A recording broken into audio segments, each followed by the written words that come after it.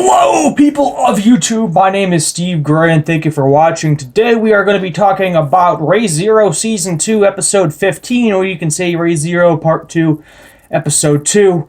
More or less, it's Season 2, Episode 15. That's how I'm going to title this, and we're probably just going to continue to do that for the next 13 or so episodes. But before we get into that part of it, possibly Jujutsu Kaisen may not be coming back this week, but next week. So everything should be as normal this week. If it's not, I'll just put Jujutsu Kaisen. Most likely that'll either go to Saturday or Sunday, meaning Yashahime will probably get pushed out to Sunday, or I'll just leave it all the same and just put Jujutsu Kaisen on Sunday instead, and I'll figure out what I want to do as we go along. But I think they said it's coming back next week for the next 11 episodes or 12, 13 episodes, whatever it's going to be. So we'll just have to wait and see what happens with that. And we still don't fully know how many episodes there are going to be of Yashahime. I know it's at least 20.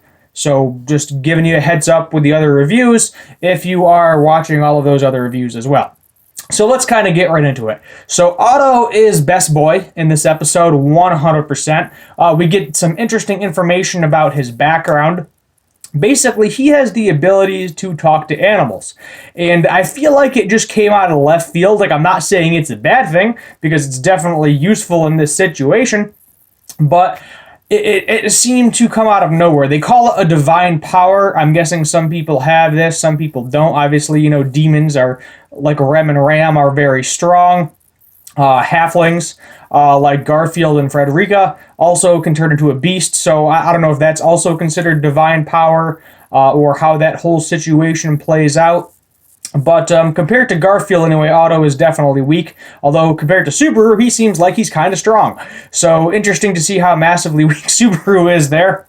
And he ends up tricking Garfield, gets hit by Garfield, and then Garfield takes his pendant away from him, which I thought initially was to have him not transform into his full monster mode, but apparently that is not the case. It also apparently, I don't know if it makes him really heavy or not. I don't think it does. I think it was just the whole situation. Basically, Otto set up a literal trap hole filled with these beetle creatures, and it subdued him for a certain length of time. Anyway, then he led them out of chase. Rem showed up. I'm hoping I'm not mixing them up again, because I do all the time, Rem and Ram. The pink-haired one, will go with that. She showed up, started fighting him after Otto was basically beat to the point where he may or may not have been killed. I don't think he's killed. I think he's probably knocked out. And I think Ram, whoever it is, I know some of you are going to hate me because everybody says blue hair is best girl, and we're going to call her pink hair for right now because I keep mixing them up. But they delayed him a little bit farther, and then we end the episode with Garfield, standing outside of the temple with Emilia and Subaru there. But let's kind of rewind a little bit to the beginning, where we get a bunch of Otto's background information. So Otto was it seemed like he was part of some sort of semi-important family, but everybody thought he was deaf, because basically everything was like white noise to him, because he couldn't kind of focus on one specific animal or one specific person. So I'm assuming that everybody thought he was deaf. And he couldn't really hear what anybody was saying. He would see people's lips moving, but he wouldn't fully understand it. His brother eventually teaches him how to write so he can communicate with people. And then, he finally ends up crying, kind of having an epiphany, a life-changing moment there.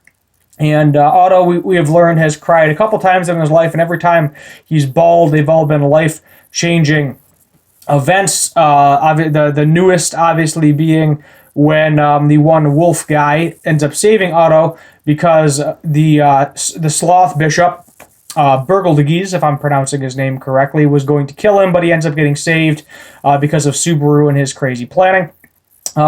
So Pink Hair also trusts Subaru, or Basaru. She says Barusu when she says it, some sort of nickname. for him that she's been using the entire time as well. And she definitely trusts him a little bit more, says that when push comes to shove, he is incredibly lucky at being in the right moment at the right time, doing the correct thing. Obviously, because he wants to save everybody. He doesn't want to see anybody die. And Roswaal is out there, with his master plan, and now that he's kind of on Subaru's side to a certain extent too, because it's a win-win for him, as we've learned in the previous episode. He, she's kind of on ball with it as well. So she jumps in to the rescue to a certain amount.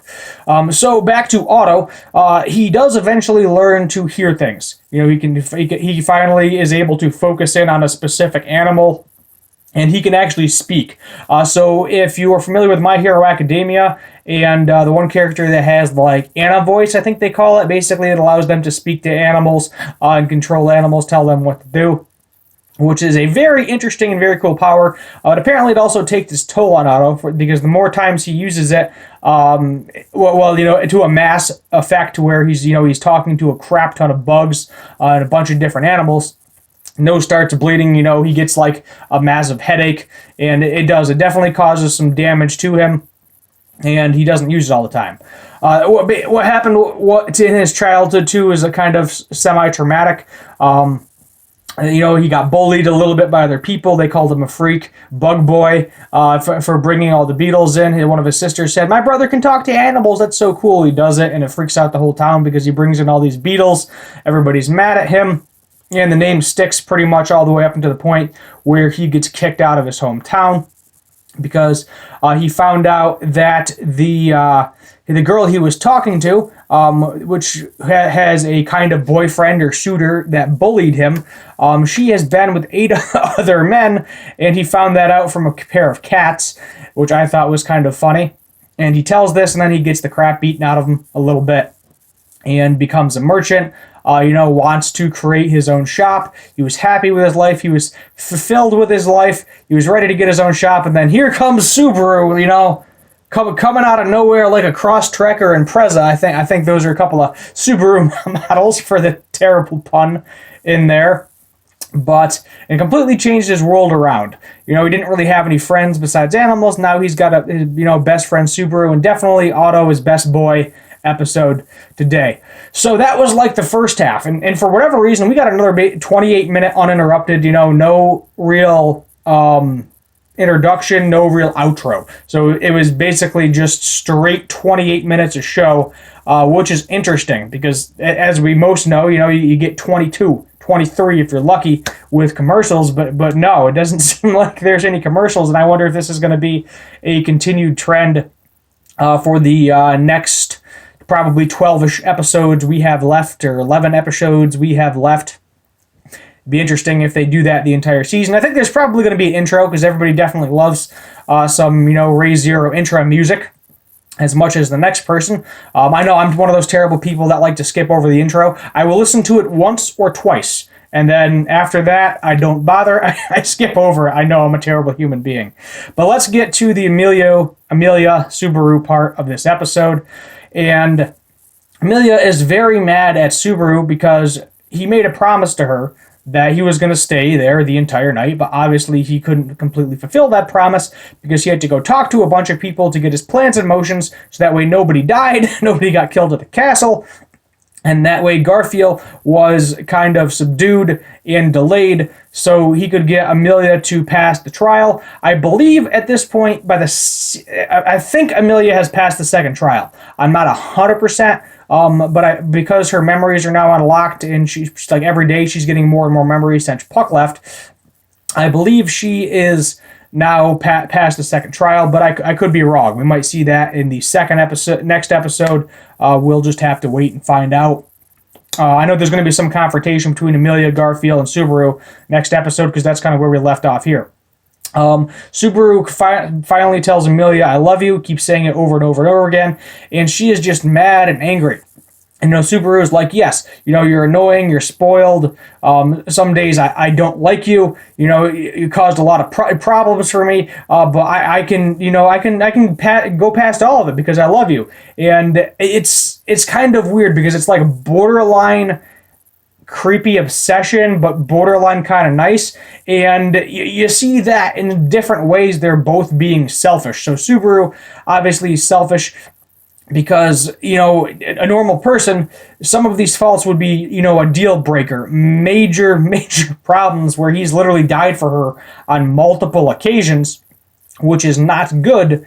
And that's kind of where that's at. And then him being selfish, obviously breaking the promise to her, and kind of, destroying her trust when he was the last person that she truly loved and trusted. And ends up with a kiss, and I thought this was kind of a cute little dynamic in there, because it was kind of a, hey, heads up, I'm about to kiss you. It wasn't, hey, here comes a kiss. It was, if you don't want this, dodge it. And he ends up kissing her.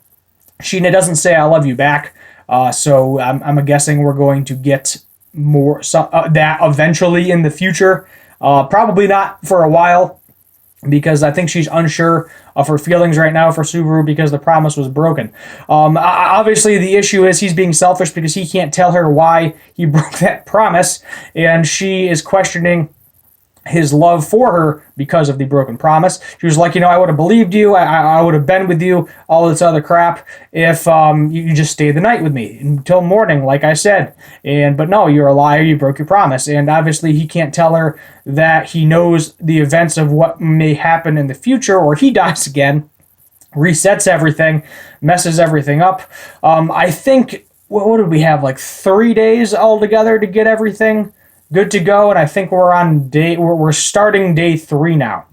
So my guess is Amelia has, beaten the first trial and possibly the second trial. I mean, Subaru's already beaten 2 of the 3 trials. And Amelia has to beat it. I think I've established at this point in time that Amelia is going to be the one to free the sanctuary, because Subaru wants to show everybody that Amelia isn't this witch.